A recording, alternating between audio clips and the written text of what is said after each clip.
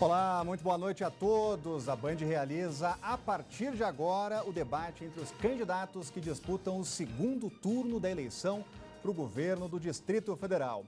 Assim como no primeiro turno, o debate é transmitido ao vivo pela TV Band e Rádio Band News FM e também pelo nosso canal no YouTube. Um sorteio prévio realizado na presença de representantes dos dois candidatos definiu a posição deles aqui no estúdio. À minha direita está o candidato Ibanez Rocha, do MDB. Boa noite. À minha esquerda está o candidato Rodrigo Hollenberg, do PSB. Boa noite. E vamos agora conhecer as regras do debate. O primeiro bloco tem duas partes. Na primeira, cada candidato vai responder a uma pergunta feita pela produção da Band. Serão 3 minutos para a resposta. Na segunda parte, cada candidato faz uma pergunta para o outro. A pergunta deve ser feita em até 1 minuto. Serão 2 minutos para a resposta, 1 minuto para a réplica e 1 minuto para a tréplica. No segundo bloco, o candidato pergunta para candidato. Cada um faz 2 perguntas para o concorrente de forma alternada. Pergunta de 1 minuto, resposta de 2 minutos, 1 minuto para a réplica e 1 minuto para a tréplica. No terceiro bloco, 3 jornalistas do Grupo Bandeirantes perguntam aos candidatos. Cada jornalista pergunta uma vez a ambos os candidatos. As respostas terão 2 minutos. O quarto bloco terá novamente 2 perguntas de cada candidato para o oponente.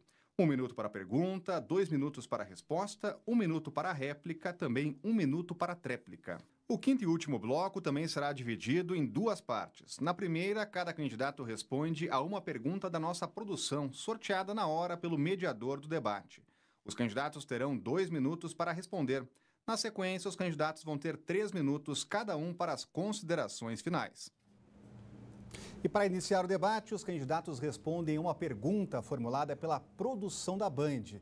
E a pergunta é a seguinte: já que a população sofre com alta carga de impostos, o senhor poderia assumir aqui o compromisso de não aumentar nenhum imposto em seu governo, mesmo diante da situação difícil das contas públicas?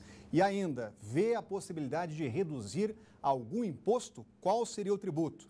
Por ordem definida em sorteio, primeiro a responder ao candidato Rodrigo Hollenberg. O senhor tem 3 minutos. Uma boa noite, candidato. Boa noite, Rodrigo Orengo. Boa noite a todos os telespectadores da TV Bandeirante. Boa noite, candidato. Quero agradecer a oportunidade desse debate e dizer a você que está nos assistindo que nesses primeiros 4 anos nós priorizamos arrumar as contas do Distrito Federal.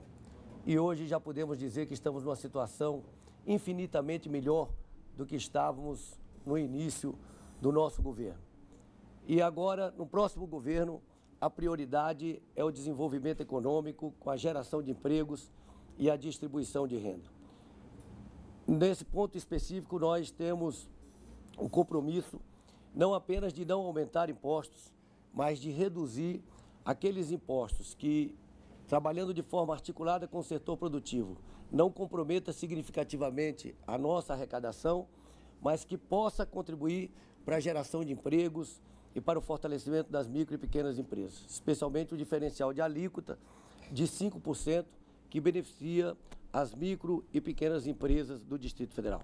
Mas eu quero registrar que eu, pessoalmente, me envolvi numa grande tarefa, numa grande missão de garantir, de aprovar uma lei no Congresso Nacional que permite ao Distrito Federal conceder os mesmos incentivos fiscais que os demais estados do Centro-Oeste.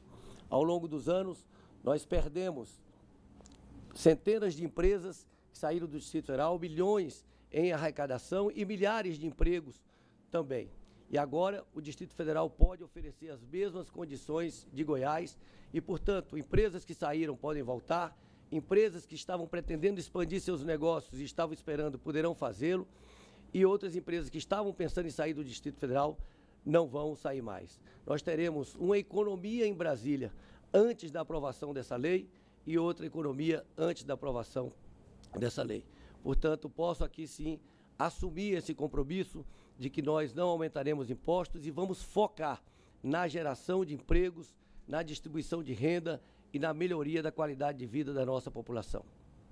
Agora, quem responde é o candidato Ibanez Rocha. Eu lembro a pergunta: já que a população sofre com alta carga de impostos, o senhor poderia assumir aqui o compromisso de não aumentar nenhum imposto em seu governo, mesmo diante da situação difícil das contas públicas?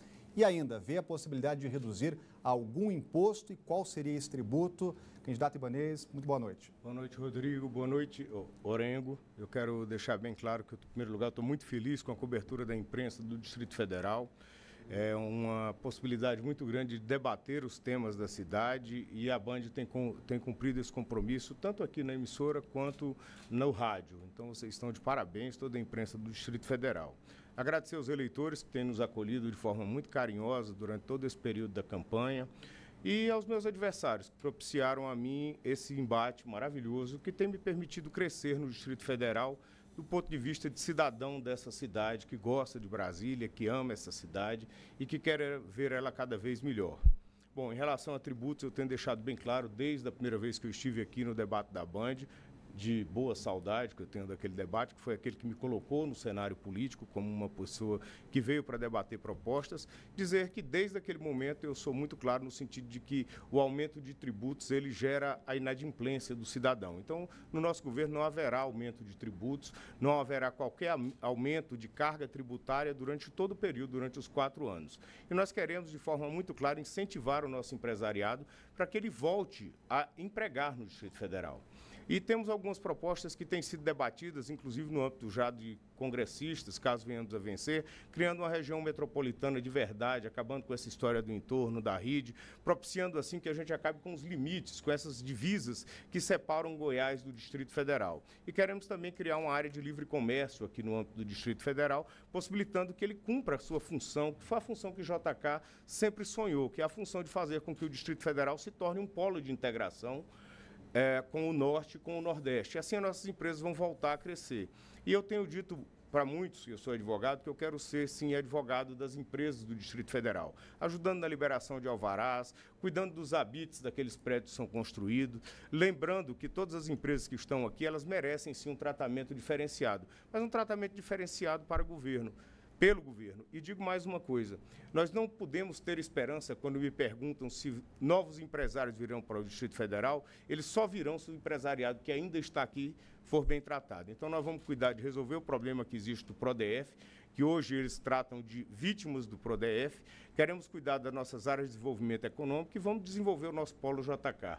E eu tive conversas esses dias com o pessoal da Inframérica no sentido de que não há necessidade da construção de um aeroporto de cargas para Brasília, que eles têm condição de absorver todas essas cargas e, a partir daqui, fazer com que o Distrito Federal seja um hub de distribuição. Então, nós vamos gerar muitos empregos, reduzir tributos. Eu acho que, nesse momento, o Estado precisa dar sua parcela para o Distrito Federal voltar a se desenvolver, voltar a crescer e voltar a gerar emprego e renda. Fica esse compromisso. Vamos agora à segunda parte desse primeiro bloco, com perguntas diretas entre os candidatos com tema livre. Será 1 minuto para a pergunta, 2 minutos para a resposta, 1 minuto para a réplica e outro para a tréplica. O primeiro a perguntar, segundo ordem sorteada, é o candidato Rodrigo Hollenberg. Candidato, 1 minuto. Candidato, uma das faces mais cruéis da nossa sociedade é a violência, especialmente a violência sexual contra crianças e adolescentes. 41% dos casos de violência sexual no Distrito Federal atingem crianças de 10 a 19 anos. E grande parte dessas crianças, desses crimes, acontecem em pessoas próximas da família, pessoas que tiveram algum tipo de relacionamento. E acontece por adultos perversos que não têm essa consciência. Qual a sua avaliação dos NUPAVs e dos PAVs? 2 minutos para a resposta.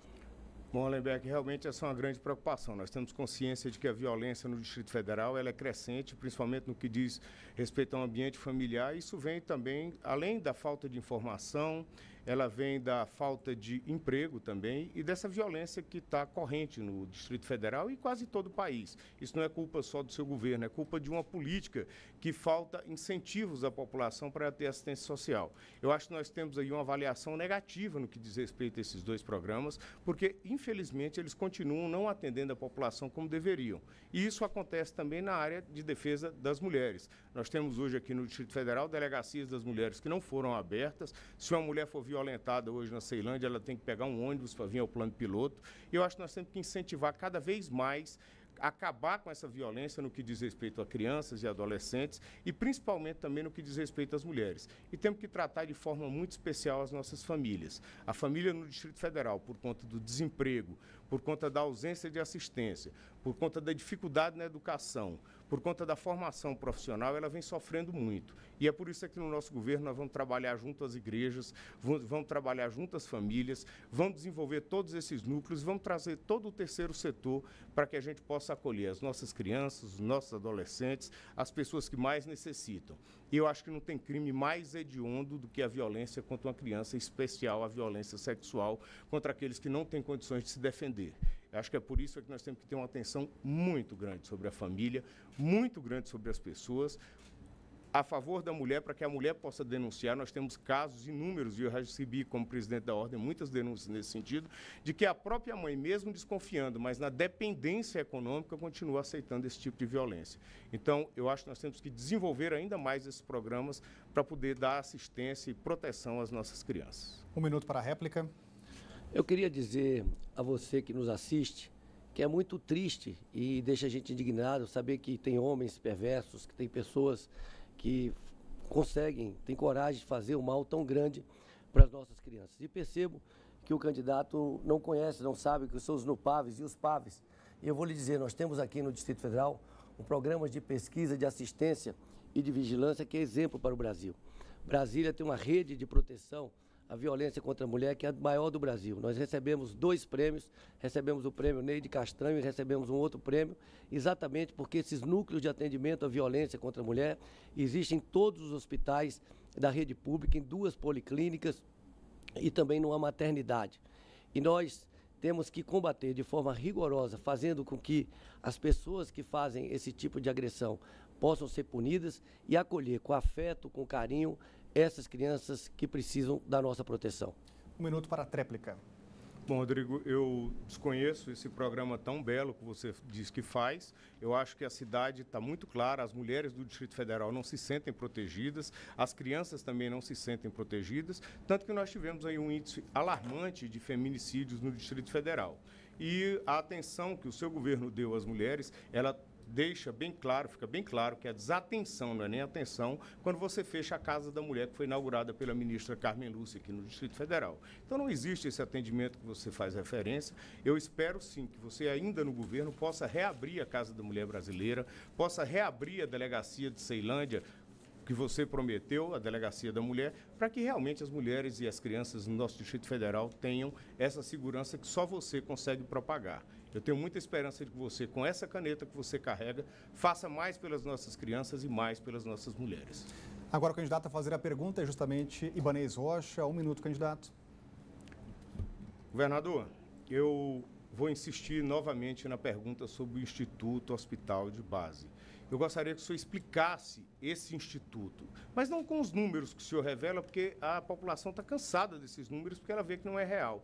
Eu quero que o senhor explique o que é esse instrumento, como são as contratações, se existe edital de contratação para os profissionais serem contratados, se existe edital de licitação para que sejam feitas as compras, qual é a base, como funciona? Porque eu estou perguntando isso porque nós estamos aqui quase prestes a uma eleição, 10 dias de uma eleição, e eu, como um postulante a esse cargo, eu gostaria de entender, até porque o senhor fala que nós não deveríamos extinguir, que seria um crime extinguir. E eu queria que você me convencesse de que ele não deve ser extinto. Então, eu gostaria de ouvir do senhor realmente como é o funcionamento. 2 minutos para a resposta. Me admira muito que você, como candidato e como advogado, não conheça o sistema jurídico do Instituto Hospital de Base, um serviço social autônomo, como é o Sara Kubitschek, que permite a prestação de serviços com agilidade à população de Brasília. E eu lhe faço uma sugestão, vá visitar o Instituto Hospital de Base, que você vai colher depoimentos dos usuários de como melhorou aquele serviço. Antes do Instituto ser criado, o primeiro atendimento demorava algo em torno de 40 minutos. Hoje o primeiro atendimento se faz com menos de 11 minutos. O Instituto Hospital de Base, quando foi criado, tinham 107 leitos fechados. Esses 107 leitos estão reabertos. Tinham 6 salas de cirurgia funcionando, hoje tem 12 salas de cirurgia funcionando. Nos ajudou a zerar a fila de radioterapia no Distrito Federal. Portanto, é um sucesso. ele está comprando medicamentos em 40 dias, enquanto a rede pública tradicional compra em 8 meses. E está comprando mais barato. E ele é fiscalizado. Ele é fiscalizado pelo Tribunal de Contas, ele é fiscalizado pelo Ministério Público. Apenas ele garante um modelo mais ágil. Hoje, diante desse modelo que é arcaico de gestão direta da gestão pública, é impossível você ter uma gestão de qualidade. A Secretaria de Saúde compra regularmente mais de 15 mil itens. Por essa lei de licitações, é impossível você garantir o abastecimento adequado.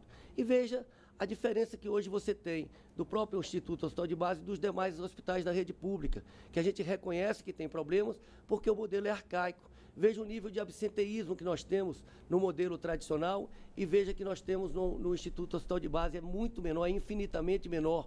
E quem é que ganha com isso? É a população. E é importante registrar que o Instituto é 100% público, 100% gratuito, 100% Sistema Único de Saúde.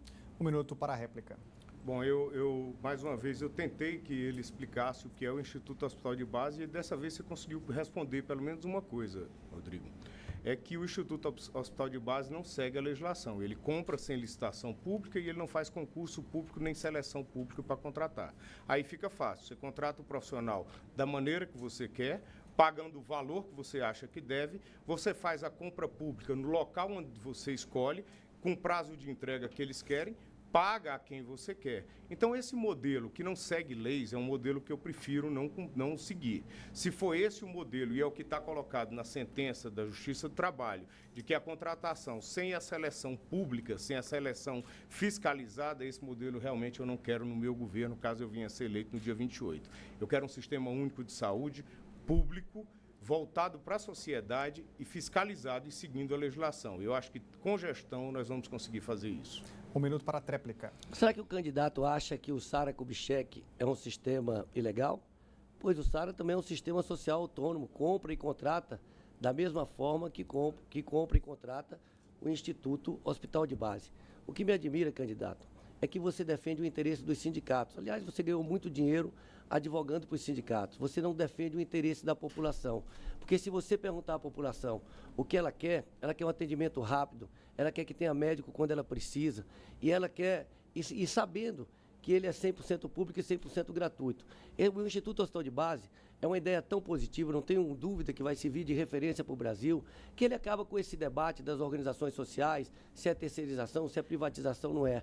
Porque é um modelo 100% público, 100% gratuito e está garantindo um atendimento melhor à população. Eu todos os dias recebo depoimento de pessoas que se tratam no Instituto Hospital de Base, reconhecendo as melhorias significativas do Hospital de Base. Obrigado, candidato. E assim concluímos o primeiro bloco do debate. Vamos a um rápido intervalo e voltamos com um bloco de perguntas entre os candidatos com tema livre.